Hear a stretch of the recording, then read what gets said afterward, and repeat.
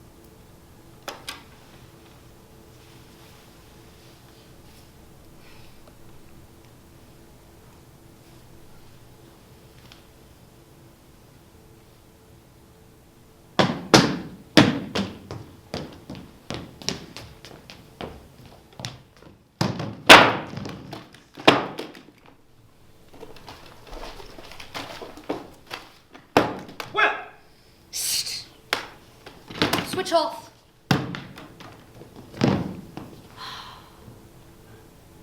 What a night. I still don't understand why he needs our services. A man like him, and why we give them free. People like us. Mystery. Ah, well. Shall we go? The crooks, we sum up and clear out. Set to go. Rearing. We attend. Let him jump. When? Now. From where? From here we'll do 3 to 3.5 meters per floor, say 25 in all. I could have sworn we were only on the 6th. He runs no risk. He has only to land on his ass as he lived. The spine snaps and the tripes explode.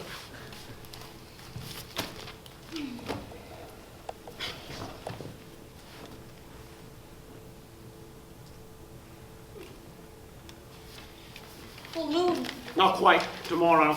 What's the date? 24th, 25th tomorrow. 19, 22, 24. Our Lady of Succor. Full moon. Well, we were saying then, what was it? Let him jump. Our conclusion, right? Work, family, third fatherland, sex, finances, heart and conscience, art and nature, housing conditions, health, God and man, so many disasters. Does it follow? Does it follow? And his sense of humor, of proportion? May we not be mistaken? We've been to all the best sources, all weighed and weighed again, checked and verified. Not a word here that is not cast iron, checked. Well, seen worse dumps, worse outlooks. Is that Jupiter we see? Where? Switch off. Well, it must be. Where? There. There. On the right. In the corner. No. It twinkles. Well, what is it then? No idea. Serious. Well, do we work or play? You forget that this is not his home. He's only here to take care of the cattle. At the end of the month, shush, back to the barge. I forget. You forget that this is not his home. No, I forget. And he, does he not forget? That's what saves us. Memory. Ah. and elephants for the eating cares, are sparrows for the Lydian airs. Testimony of Mr. Swell, organist at Season Sluice and lifelong friend. I quote, question on this occasion, open brackets, judicial separation, close brackets, regarding the deterioration of our relations, all he could deduce was the 5 or 6 miscarriages which clouded, open brackets, oh, through no act of mine, close brackets, the early days of our union and the veto which in consequence I had finally to oppose, open brackets, oh, not for want of inclination, close brackets, to anything remotely resembling the work of love. But on the subject of our happiness, open brackets, for it too came our way unavoidably, and here my mind goes back to the first vows exchanged with Wooden Bastard under the Bastard Acacias, or again to the first 15 minutes of our wedding night on Little Stone on the Sea, or yet again to those first long studious evenings in our nest on Commercial Road East, close brackets. On the subject of our happiness, not a word, sir, not one word. Testimony of Mrs. Aspasia Bud Croker, button designer in residence, Commercial Road East. I quote again.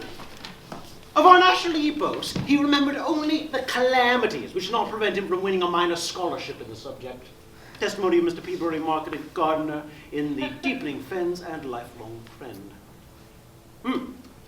Not a tear was known to fall in our family, and God knows they did in torrents, that was not caught up and piously preserved in that inexhaustible reservoir of sorrow, with the date, the hour, and the occasion, and not a joy, fortunately there were few, that was not on the contrary irrevocably dissolved as by a corrosive.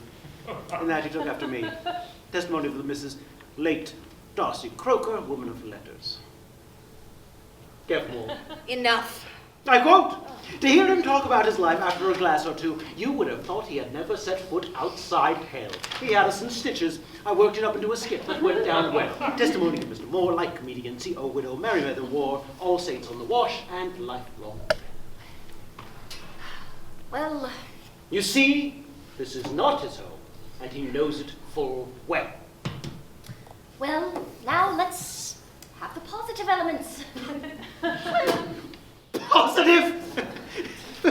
You mean of a nature to make him think that someday things might change? Is that what you want? There are. Oh, yes, there are. That's the beauty of it. I'm sorry, Beatrice. I don't know what came over me. A moment of consternation. There is that incident of the lottery, perhaps. Remember? No. 200 lots. Winner receives high-class watch, solid gold, the hallmark 19 carats, marvel of accuracy, showing year, month, date, day, hour, minute, and second, super chic, unbreakable hairspring, chrono escape, and 19 rubies, anti-shock, anti-magnetic, airtight, waterproof, stainless, self-winding, centiseconds, hand, Swiss parts, deluxe lizard band. What did I tell you? The mere fact of chancing his luck, however unhopefully. Oh, I knew he had a spark left in him. Well, the trouble is, he didn't procure it himself. It was a gift. That you forget. Well, I forget. And he... Well, at least he kept it. If you can call it that. At least he accepted it. At least he didn't reject it. I quote, the last time I laid eyes on him, I was on my way to the post office to cash an order for Back Bay, the area before the building is shut off by a row of ballers with chains hung between them. He was seated on one of these with his back to Thompson Works, to all appearances down and out. He sat doubled in two, his hands on his knees, his legs astraddle, his head sunk. For a moment, I wondered if he was not vomiting. But on drawing nearer, I could see he was merely scrutinizing, between his feet, a lump of dog shit. I moved it slightly with the tip of my umbrella and observed how his gaze followed the movement and fastened on the object in its new position. This at 3 o'clock in the afternoon, if you please. I confess I had not the heart to bid him the time of day. I was overcome. I simply slipped into his hip pocket a lottery ticket I had no use for, while silently wishing him the best of luck. When 2 hours later I emerged from the post office, having cashed my order, he was at the same place and in the same attitude. I sometimes wonder if he is still alive. Testimony of Mr. Feckman, certified accountant, friend for better and for worse. Dated when? Recent. It had such a bygone ring. Nothing else? Oh, bits and scraps.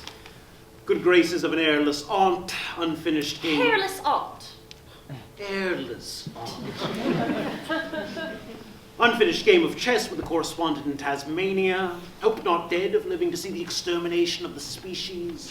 Literary aspirations incompletely stifled. Bottom of a dairy woman in Waterloo Lane. You see the kind of thing. Well, we pack up this evening, right? Without fail. Tomorrow I'll bury St. Edmunds. We'll leave him none the wiser. We'll leave him never to meet again, having added nothing to what he knew already. All these testimonies were new to him. They won't have finished him off. Well, not necessarily. Oh, any light on this? It's something vital.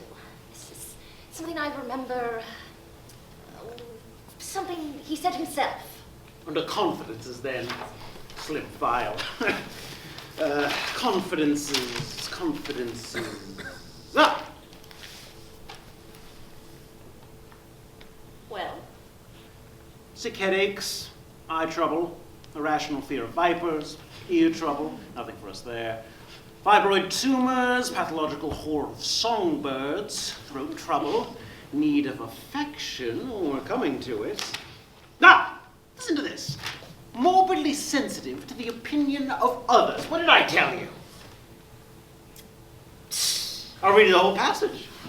Morbidly sensitive to the opinion of others at, well, the bulb is blown. No, it hasn't. Must be a faulty connection. The flex was twisted, now all is well. Morbidly sensitive to the opinion of bugger and shit! Try giving her a shake. Huh, yeah, see, I picked up that little wrinkle in the band of hope. Morbidly sensitive. Keep your hands... What? Keep your hands off the table. If it's the connection, the least jog can do it. Morbidly sensitive to the opinion of... Mysterious affair. Electricity. Morbidly sensitive to the opinion of others at the time. I mean, as often and for as long as they entered my awareness. What kind of Chinese is that? Oh, keep going, keep going. For as long as they entered my awareness, and in either case, I mean, whether such on the one hand as to give me pleasure, or on the contrary, on the other to cause me pain, and truth to tell, shit! Where's the verb? What verb? The me! Oh, I give up. Hold on till I find the verb in a head with all this drivel in the middle. Could I but, Jesus, though it be it but, Christ! Ah! I have it! I was unfortunately incapable. Done it! Well, how does it run now? Morbidly sensitive to the opinion of others at the time, dribble, dribble, dribble, I was unfortunately incapable